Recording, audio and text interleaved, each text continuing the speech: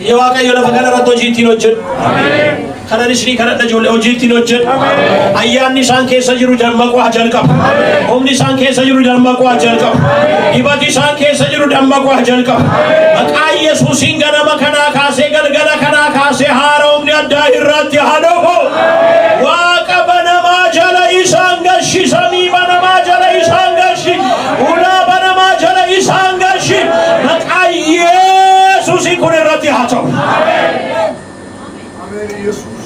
Hallelujah. Ojiidhaaf lafa kana fiddee waan jirtuuf si haa galatu. Boojuudhaan deebishi. Mirgaan deebishi. Waaqayyo waan fiddeef ittiin hojjedhu. Ittiin dhimma bahi. Yaa Waaqayyo tokkummaa jabaa isaaniif laadhu. Yaada tokko isaaniif laadhu. Garaa tokko isaaniif laadhu. Warra waliif ho'an isaan godhi. Warra waliif gaddan isaan godhi. Warra waliif dhaabatan isaan godhi. Warra waliif dabarsan isaan godhi. Warra karaa waliif ta'an isaan godhi. Warra nyaata waliif ta'an Sangoni. Kalan nikan kya to?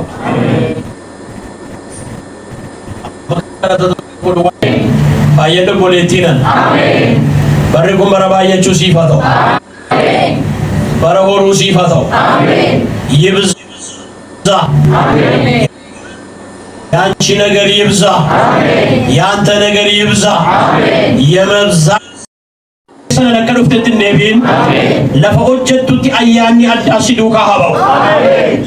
Warri kadhannaa tamantan duwwaan ameen jedha. Warruma isaan morman gidduuttidha fuulli Phaawulos akka ergamoota waaqarraa ta'edha. Jarratu isarratti waa arga wanti argamu tokko sirratti mul'atu. Hallelujah. Lafuma hojjettu sanatti maa inni namni kun amma jedhanitti. Oh hallelujah. Maa inni nama kanarra jiru amma jedhanitti wanta gafirratti hin beekne tokko sirracha mul'atu. Amen. Kana nana Waaqayyo sinirratti kenna nama tokko fida. Waaqayyo sinirratti jijjiirama tokko fida. Maqaa Yesuusiin fuulli kee yoo haa jijjiiramu yee.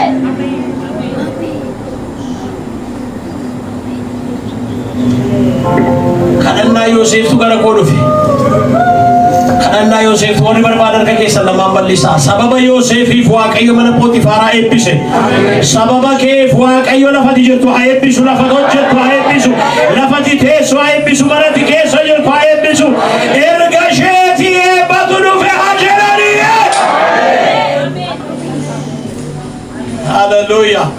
Warri tamantan waan sagalee guddaan eebbaafan taa'edhaan eebbifame.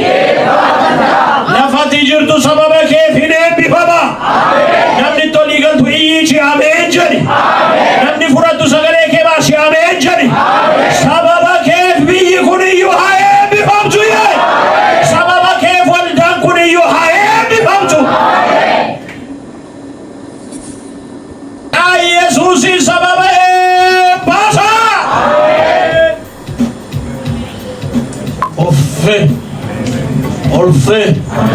Olfe galanni siifaa ulfinni siifaa Waaqayyo eebbifame nama kanaan waan hojjettuuf si haa galatu waan kanaan dhimma waan baatuuf si haa galatu nama kanatti waan fayyadamtuuf si haa galatu isa durii caala waan haaraa keessan baaftuuf si haa galatu ergaan haaraa si keessa habaa'u faarfannaa haaraa si kee habaa'u raajiin haaraa si kee habaa'u lallabii haaraa si kee habaa'u barsiisii haaraa si kee habaa'u mul'ati haaraa si kee habaa'u geggeessummaa haaraa si kee habaa'u waan ati hin beekne sirratti mul'achuu haa jalqabu yee.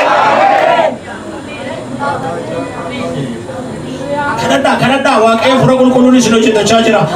Hallelujah. Hallelujah. Hallelujah.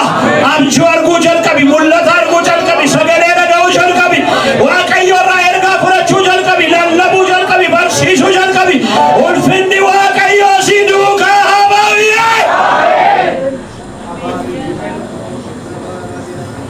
Yaa Waaqayyo humni kee guddaan ijoollee kana hojjenata.